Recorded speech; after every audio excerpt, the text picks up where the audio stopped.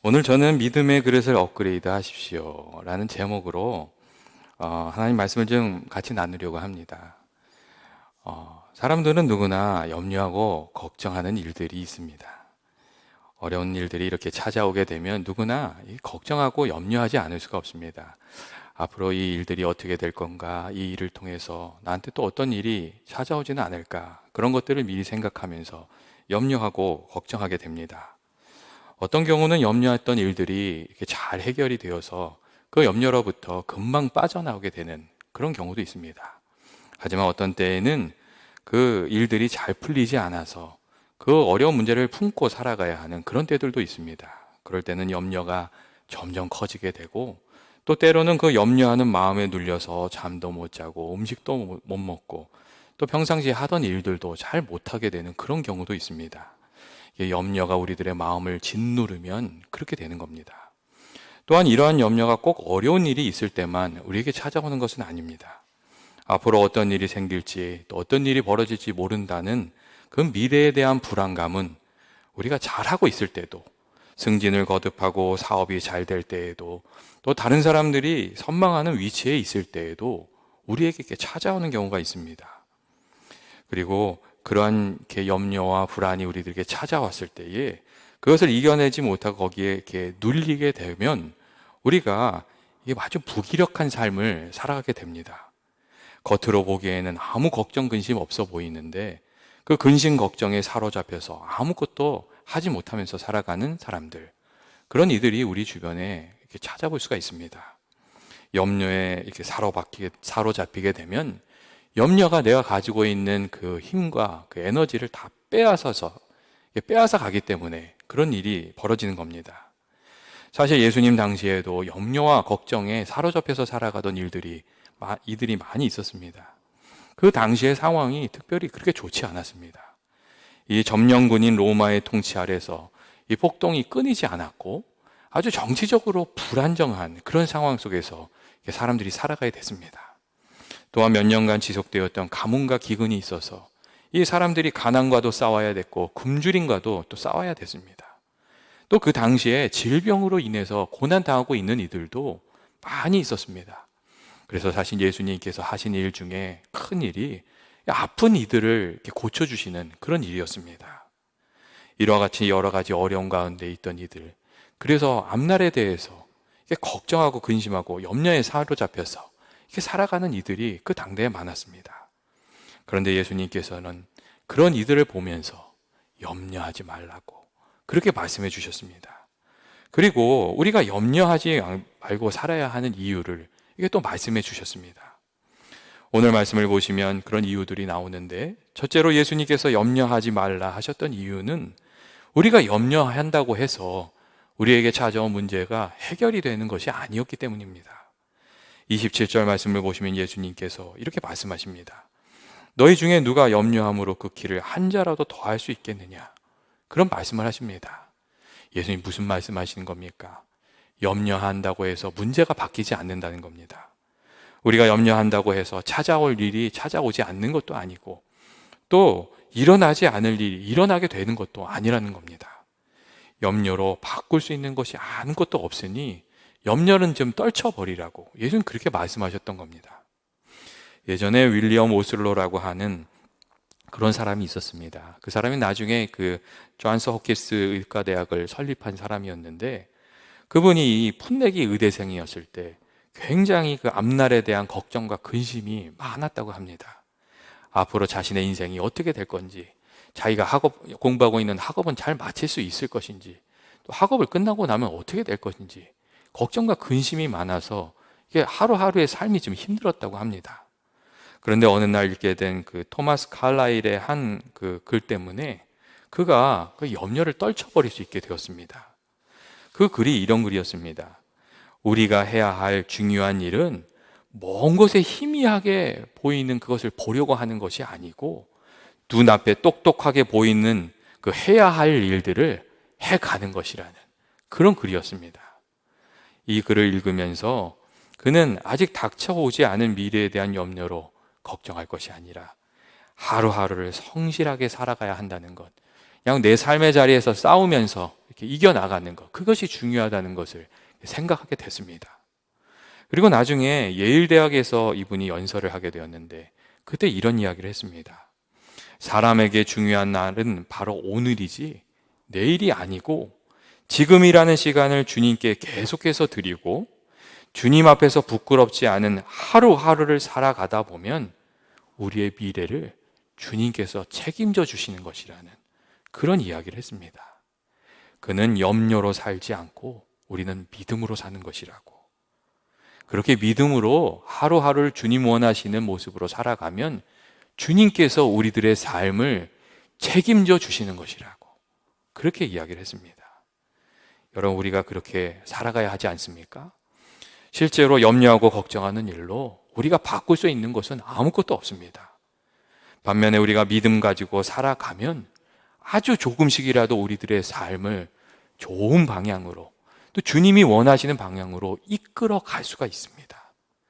근심하고 걱정하는 것이 아니라 믿음의 행동이 우리들의 삶을 바꾸어내는 겁니다. 그리고 이렇게 우리가 믿음으로 살아가다 보면 이 염려가 완전히 사라지는 것은 아니지만 염려가 점점 이렇게 작아집니다. 그리고 우리가 그 염려를 또 이기면서 살아갈 수 있게 됩니다. 아마 한 번쯤 들어보신 이야기이실 텐데 예전에 지하철에서 그 칫솔 파는 분의 이야기가 있었습니다. 이게 한참 유행했던 얘기인데 이런 이야기입니다. 한 남자가 지하철에 큰 가방을 가지고 이렇게 탄 겁니다. 그러더니 가방을 내려놓고 거기서 갑자기 칫솔 하나를 딱 꺼내 들었습니다. 그리고 이제 칫솔을 파는 거예요. 이 칫솔이 얼마나 특별한 기능이 있는 건지, 얼마나 좋은 칫솔인지 막 설명을 하고, 그 다음에 이게 4개의 한 묶음에 1,000원이라고 그렇게 사면서 칫솔을 팔았습니다. 칫솔을 막 이렇게 돌아다니면서 칫솔을 팔고 다 판 다음에 다시 그분이 앞에 딱 쓰시더니 얘기를 이렇게 했어요. 여러분, 제가 칫솔을 많이 팔았을까요? 아닙니다. 4개밖에 못 팔았습니다. 여러분, 그럼 제가 실망했을까요? 그렇습니다. 제가 실망했습니다. 그러면 제가 어떻게 할 것 같습니까? 다음 칸으로 갑니다. 그리고 다음 칸으로 딱 가더래요. 여러분, 어떻게 생각하세요? 염려하고 걱정하는 것은 우리들의 인생의 문제를 아무것도 바꾸지 못합니다. 그런데 이것이 끈이 아니고 다음 칸이 있고 다음 칸으로 갈 수 있는 사람들, 그런 사람들은 염려와 근심에 눌리지 않고 자기 삶을 조금씩이라도 바꿔가는 겁니다. 그리고 그 가운데 기도하고 믿음으로 살아가면 하나님께서 또 우리들의 길을 도와주시고 또 우리들의 길을 열어주십니다. 예수님께서 염려하지 말라 이렇게 말씀하신 것은 염려로 살지 말고 좀 믿음으로 살아가라는 그런 말씀입니다. 둘째로 예수님께서 염려하지 말라 하신 이유는 염려가 우리들에게 실제로 해를 많이 끼치기 때문입니다. 약간의 염려는 앞날을 준비하는 데 도움이 되지만 염려에 사로잡히게 되면 건강도 잃어버리게 되고, 또 지나친 염려는 우리가 할 수 있는 일들도 못하게 만들어 버립니다. 여러분, 실제로 염려가 건강에 해롭습니다. 염려하면 엔돌핀이 잘 나오지 않아서 궤양이 생기기 쉬운 상황이 된다고 합니다. 그리고 두통도 마비 증상도 이 염려가 가져올 수 있다고 그렇게 이야기를 합니다. 그래서 어떤 심리학자는 염려를 뭐라고 얘기했냐면 아주 느린 형태의 자살이라고 그렇게 말했습니다. 자기를 해친다는 겁니다. 그리고 잠언 17장 22절 말씀을 보면 마음의 즐거움은 양약이라도 심령의 근심은 뼈를 마르게 한다는 말씀이 있습니다. 실제로 어려운 일도 우리가 좀 즐거운 마음으로 하려고 하면 그 어려운 일을 좀 잘 감당할 수 있게 되고 또 그 일들이 잘 풀립니다. 여러분, 신바람이라는 말도 있지 않습니까? 우리가 마음이 즐거우면 어려운 일을 어려운 줄 모르고 합니다. 여러분, 우리가 은혜 받아도 그렇지 않습니까? 우리가 하나님의 이렇게 기도 중에 말씀 중에 은혜를 풍성히 받아서 마음이 밝아지면 그 모든 일이 즐거워지고 그리고 하는 일들이 쉬워집니다. 힘들었던 일들도 하지 못했던 일들도 우리가 그냥 쉽게 좀 할 수 있게 됩니다. 그리고 또 그 은혜를 받아서 기쁜 마음으로 살아다 보면 아픈 것도 어떤 때는 막 떠납니다. 이 정말 말씀대로 마음의 즐거움, 그것이 양약이 되는 겁니다. 근데 반면에 그 마음이 어두워지고 염려와 근심에 사로잡히면 여러분 어떻게 됩니까? 먼저 우리들이 보는 이 시각이, 안목이 굉장히 좁아져 버립니다. 눈앞에 근심하고 있는 문제만 커 보이고 이 분별력이 떨어져서 중요한 것들을 보지 못하게 됩니다. 그래서 오늘 말씀을 보시면 예수님께서 염려하지 말라고 말씀하시면서 무엇이 더 중요한지를 좀 살펴보라고, 생각해 보라고 그리 말씀하십니다.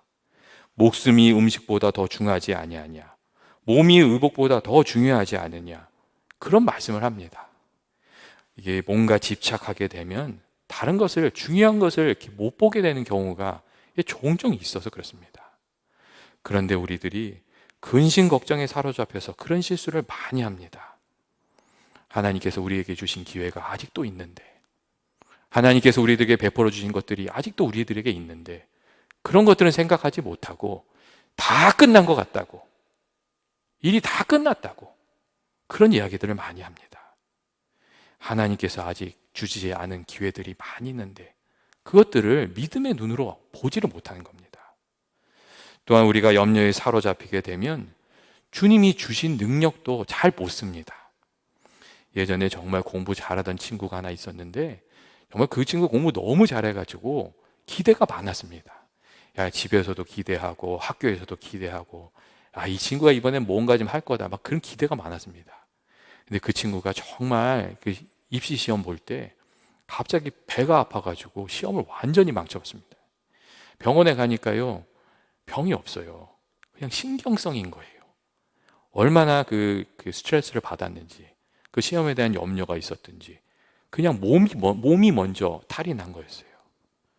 여러분, 우리들에게도 그런 일들이 있지 않습니까? 그런 사람들이 많습니다. 염려에 사로잡혀서 중요한 공연에서 실수를 연발하는 연주가들, 그리고 중요한 경기가 있는데 염려에 사로잡혀서 제 실력을 다 발휘하지 못하는 운동선수들.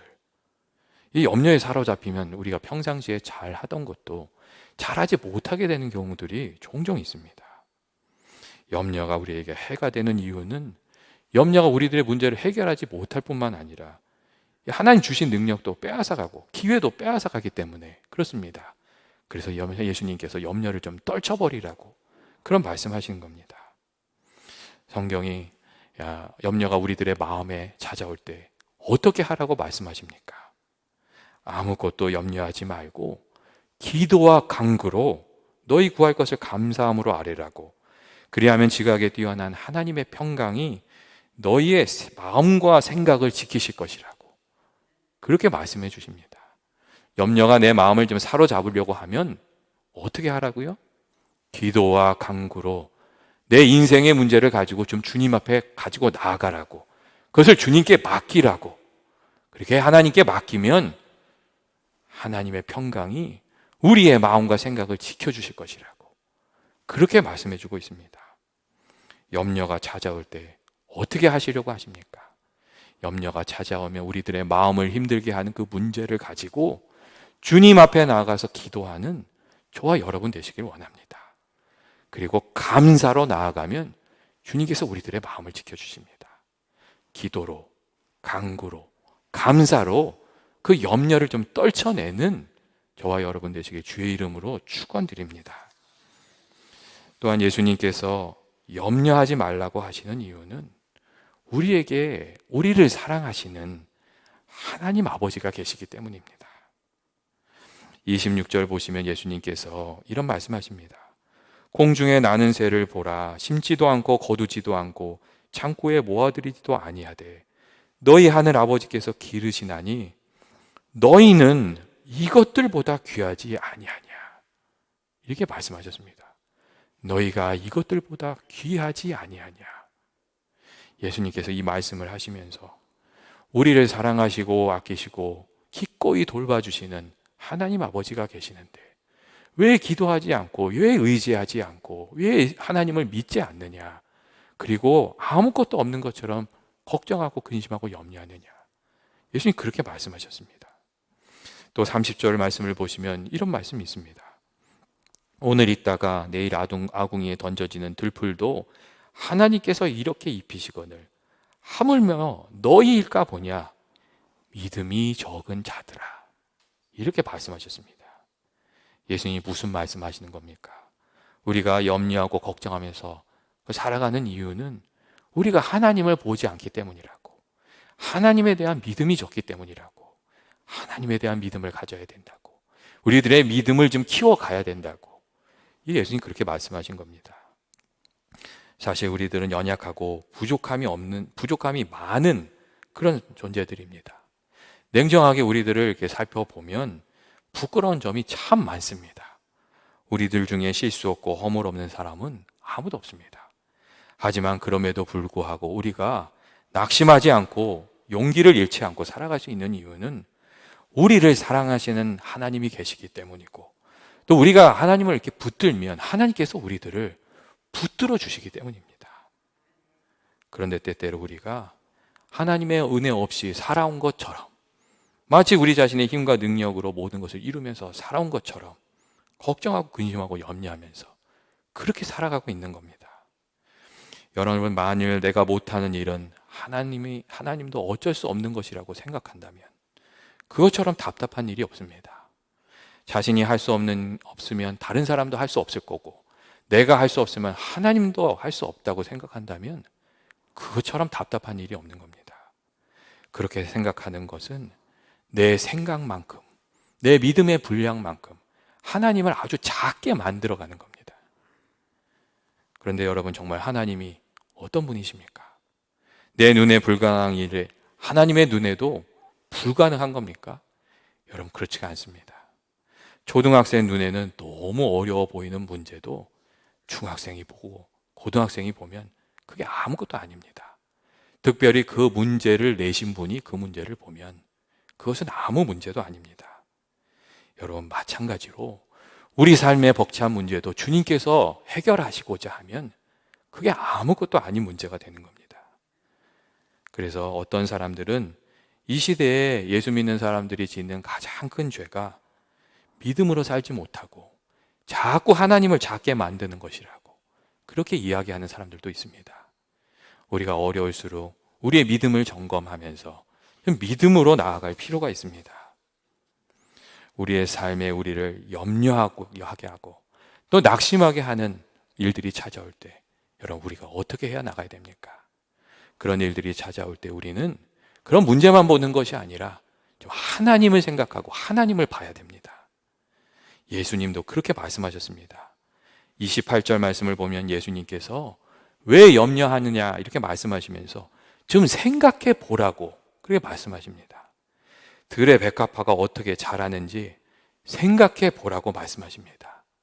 들의 백합화도 돌보시는 하나님을 기억하면서 생각하면서 믿음을 가지라는 그런 말씀입니다. 예수님 말씀하신 것처럼 하나님을 생각하는 것, 그게 참 중요합니다. 우리가 하나님을 생각하면 하나님께서 우리와 함께 하시기 때문입니다. 그리고 우리가 하나님을 마음속에 모시면 하나님께서 우리가 이 걱정, 근심 이길 힘을 하늘로부터 우리들의 마음에 부어주셔서 그렇습니다. 또한 우리가 걱정, 근심이 찾아올 때는 하나님의 약속의 말씀을 붙드는 것, 그 말씀을 좀 붙들고 묵상하는 시간을 가지는 게 굉장히 중요합니다. 믿음은 들음에서 나고 우리가 말씀을 듣는 가운데 심령이 회복되고 그 말씀이 우리를 살리기 때문에 그렇습니다. 여러분 잘 아는 그 닉 부이치치 있지 않습니까? 태어나면서부터 두 팔이 없고 다리가 없는 그 닉 부이치치가 예전에 그 교회에 와서 한번 이렇게 설교를 했습니다. 그때 그분이 참 인상적인 얘기를 많이 하셨는데, 어려서 막 태어나서는 너무 인생이 힘들고 괴롭고 이제 정말 그 매일매일의 힘이 하루하루가 너무 힘들었다고. 그래서 8살인가 손도 발도 없는 닉 부이치치가 막 자살을 시도했다고 그런 이야기를 했습니다.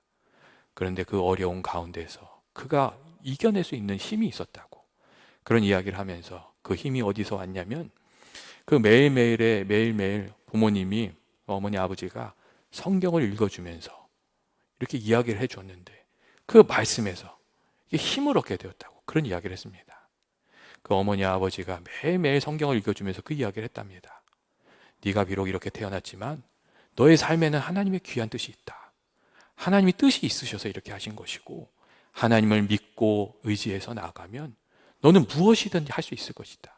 그 이야기를 늘 들려주었다고 합니다. 그런데 어느 날인가 그 말씀이 정말로 그 마음에 심겨지면서 믿어지더랍니다. 하나님이 나를 사랑한다는 게 믿어지고, 또 하나님과 함께하면 뭐든지 할 수 있다는 그 말씀이 믿어지더랍니다. 그리고 그때부터 그가 여러 가지 일을 시도했습니다. 팔과 다리가 없는데도 수영을 하고 스케이트보드를 타고, 그가 이렇게 그 닉 부이치치가 보여주는 비디오를 보면 그가 믿음으로 얼마나 많은 일을 도전하고 성공해냈는지 우리가 정말 놀랄 수밖에 없습니다. 여러분, 우리들도 마찬가지입니다.